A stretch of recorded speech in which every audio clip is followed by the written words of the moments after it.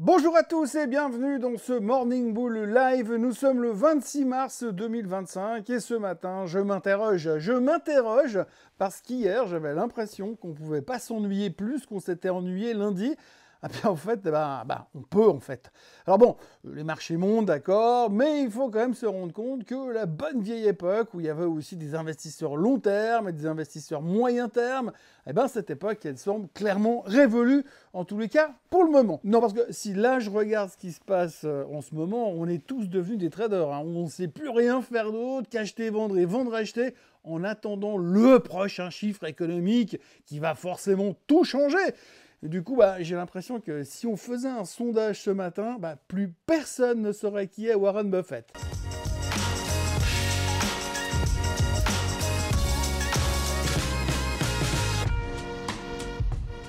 Alors tout ça pour vous dire que je ne sais pas si c'est à cause de la nouvelle technologie, des nouvelles technologies, puisque tout va plus vite et que du coup plus personne ne veut garder des positions trop longtemps, puisqu'il y a toujours une nouvelle qui va tout changer, un truc super important. Déjà hier on s'est dit ouais il faut voir la confiance du consommateur, on était obsédé par ça, maintenant elle est sortie, on va pas passer à autre chose, on va parler de l'inflation, bref, etc.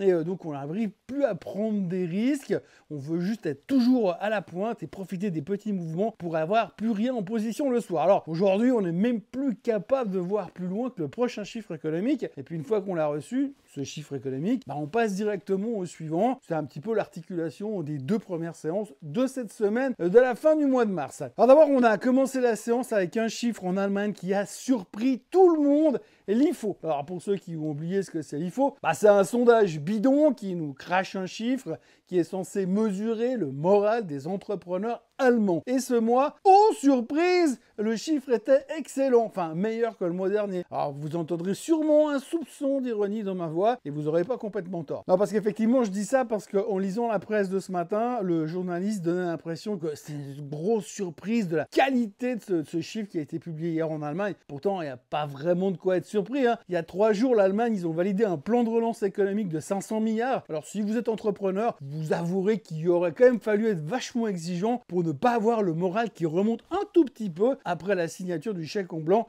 surtout si vous êtes dans l'armement. Alors l'annonce de l'IFO qui est sortie à 86,7 contre 85,3 le mois dernier aura au moins permis à l'Europe de terminer dans le vert. Ça plus le fait qu'on est toujours en train de se convaincre comme quoi les tarifs douaniers de Trump qui seront annoncés le 2 avril seraient plus ciblés qu'on le pense et que si ça se trouve ça va bien se passer. Finalement, avec un chiffre qui laisse à penser que les Allemands sont optimistes depuis que tout le monde est super content qu'on les laisse se réarmer, ainsi que cet optimisme exacerbé sur les tarifs de Trump, ça aura tout de même permis au DAX et au CAC de terminer dans le vert. Enfin, surtout le DAX, parce que le CAC 40, quand tu fais une clôture avec une variation de 0,00% sur la séance de la veille, t'as même pas le droit de dire que t'as terminé en hausse. Et puis alors, bien sûr, finalement, nous avons eu droit aux chiffres de la confiance du consommateur américain. Je vous en parlais depuis 3 jours. Alors, je vais pas vous mentir, mais c'était franchement pas terrible. Il n'y a pas de quoi se relever la nuit, même si les indices terminent dans le vert aux États-Unis. Franchement, c'est pas génial.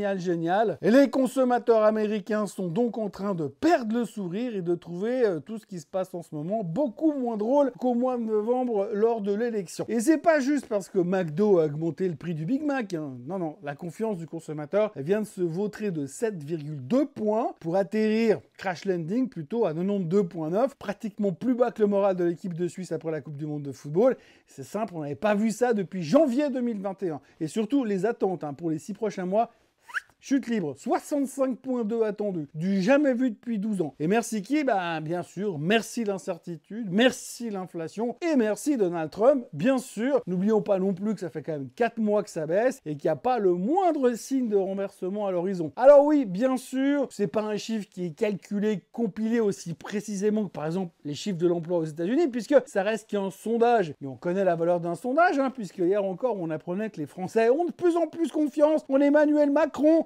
Ce qui prouve bien que c'est de la science-fiction, ces sondages. Rien d'autre. En tous les cas, si on croit ce qu'on entend en ce moment, pendant que Trump continue de balancer des tarifs douaniers à 200%, comme d'autres balancent des punchlines sur X, les ménages américains, eux, ils commencent sérieusement à flipper. Inflation qui s'incruste, récession qui rôde dans les parages et une sensation quand même globale que tout ça commence à sentir la stagflation. Vous savez, la stagflation, ce délicieux parfum, ce délicieux cocktail des années 70, un doux mélange entre la croissance en berne et les prix qui flambent, juste de quoi faire péter le Dom Pérignon. avec 200% de taxes à l'entrée à New York. Côté politique, c'est toujours la valse à 3 temps, voire plus de temps que 3, puisqu'un jour on taxe le Mexique, un jour on taxe le Canada, le lendemain on fait marche arrière, puis on menace l'Europe sur le vin, la vodka, histoire de bien s'assurer que plus personne ne comprenne rien du tout. Et résultat, les entreprises s'arrachent les cheveux, les investisseurs se rongent les ongles et le consommateur, il regarde son portefeuille et il se demande s'il aura encore assez d'argent pour aller faire le shopping du Black Friday à la fin du mois de novembre. Mais cependant, quand même, le conseiller économique de Trump, M. Stephen Miran,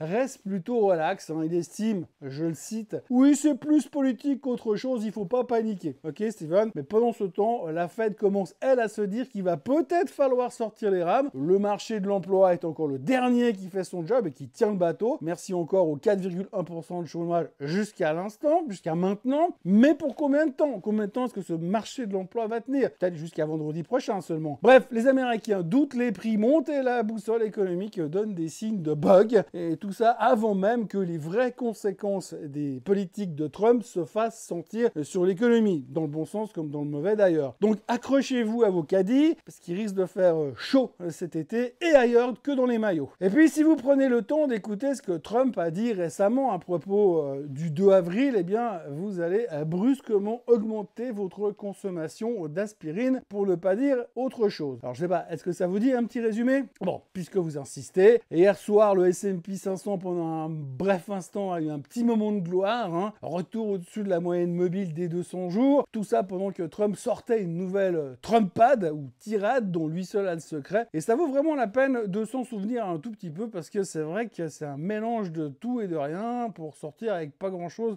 comme information. Je vous préviens, j'ai un peu retravaillé les phrases, mais sur le fond, c'est assez fidèle. Trump a donc dit « Je vais peut-être faire des cadeaux à plein de pays » en parlant des tarifs douaniers réciproques qu'il compte imposer dès la semaine prochaine. Oui, parce que dans sa tête, ça commence le 2 avril, les représailles commerciales version America's First, mais avec le sourire. En clair, ça veut dire « Tu me taxes mes bagnoles, je te taxe ton fromage. Tu me taxes mes semi-conducteurs, je t'écrase sur le bois de charpente. » Mais comme il est très gentil, selon lui, c'est lui qui le disait encore hier, il pourrait même être encore plus cool que ce que la réciprocité exige. Genre, on vous a tellement laissé faire pendant des années que là, on pourrait presque continuer en faisant semblant d'être des vrais durs. Alors, les cibles potentielles, on les connaît, l'automobile, le bois, les semi-conducteurs, bref, tout ce qui tape là où ça fait mal. Et même si l'annonce officielle est pour dans quelques jours, il laisse déjà entendre que des hausses de tarifs ciblées pourraient déjà tomber cette semaine. Et puis alors, au cas où on aurait encore un doute, il précise que même s'il doit prendre moins que ce que les autres pays font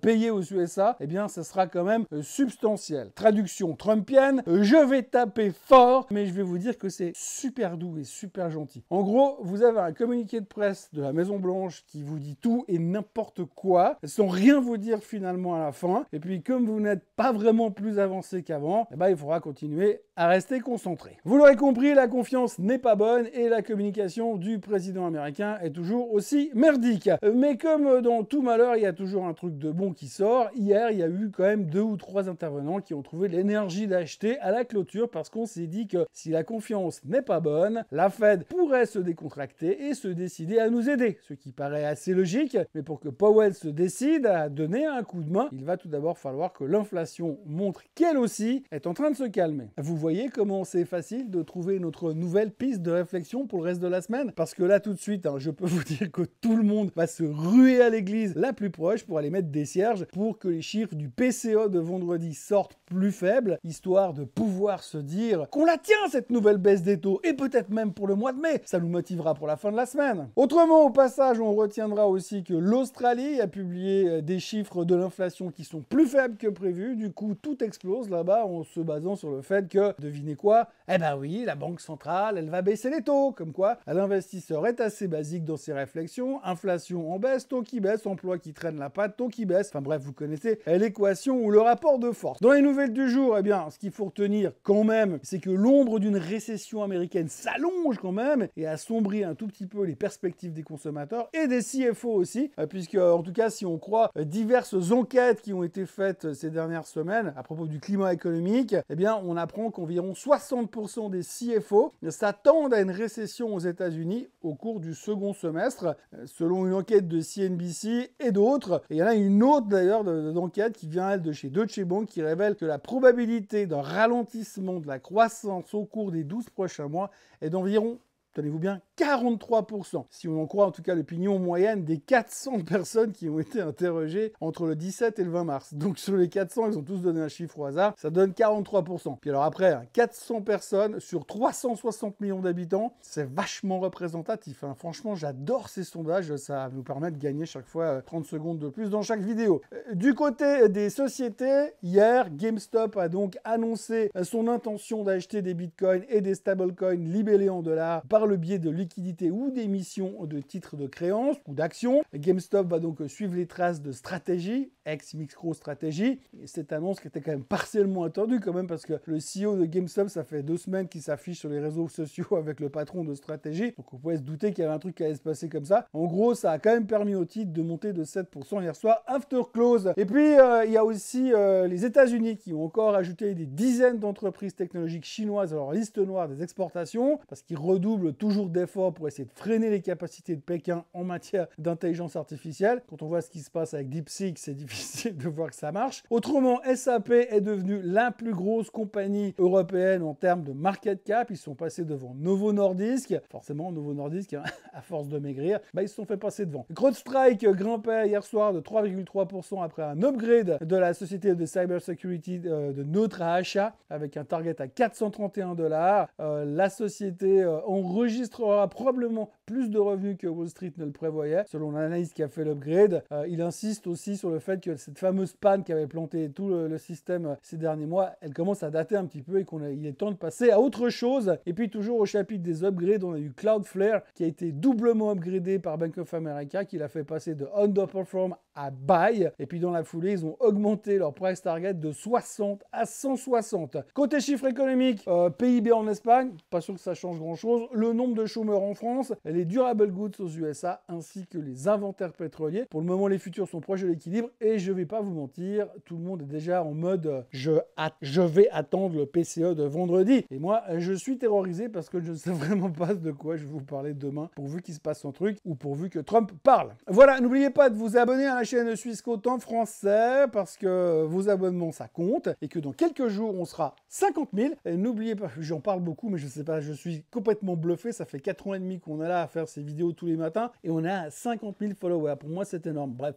moi qui savais pas comment tourner une vidéo il y a encore 5 ans. Bref, n'oubliez pas non plus de liker cette vidéo, quand même de la partager et de la commenter. Pour le reste, eh bien, on espère qu'on pourra continuer et sur la lancée de la hausse ce matin. Et moi, je vous retrouve demain matin à la même heure et au même endroit. Allez, bye bye!